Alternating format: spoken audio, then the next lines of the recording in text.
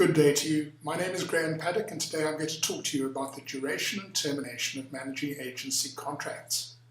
People often ask, particularly when they're unhappy with service they're getting from a managing agent or the way they've been treated by one, how can the body corporate terminate the managing agent's contract? Does the managing agent have to be in breach of the contract? Can the trustees do this, or must it be the owners? And what if the contract provides for penalties?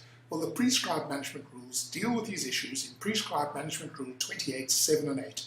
You need to study the contract, get a copy of it, see when it was entered into, when it's due to expire, and what it provides in regard to cancellation. But whatever the contract provides, there are four basic legal principles extracted from Prescribed Management Rule 28, 7 and 8.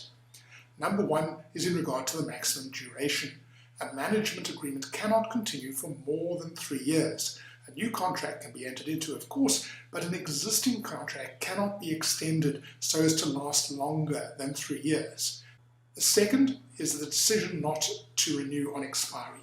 Members can, by ordinary resolution, take this decision and instruct the trustees not to renew the contract. They can do this before it expires, and they can instruct the trustees not to enter into a new contract. The trustees can also make this decision by themselves, and here they just need a majority vote. 3, cancellation in terms of the contract. If the contract allows for cancellation by the body corporate, and the body corporate has the right to exercise that cancellation right because the managing agent is in breach, for example, the owners can, by ordinary resolution, instruct the trustees to cancel, and they must do so. The trustees can also make this decision by majority vote. Then fourth, the cancellation without penalty.